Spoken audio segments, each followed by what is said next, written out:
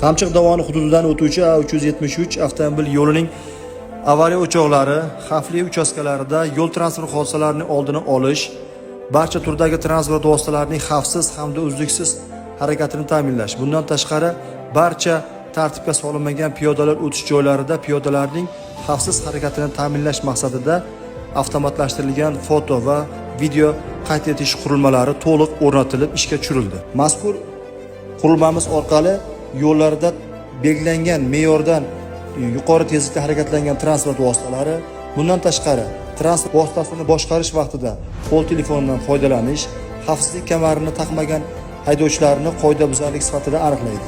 Ushbu qurilma orqali esa faqatgina belgilangan me'yordan yuqori tezlikda harakatlangan transport vositalari qoidabuzarliklari aniqlanadi. Ushbu qurilma orqali esa dovon hududida yo'l harakati qoidalariga amal qilmasdan, ya'ni yo'lning chap bo'lagidan harakatlanib qoidabuzarlik sodir etgan barcha turdagi yuk transport vositalarining qoidabuzarliklari aniqlab boriladi.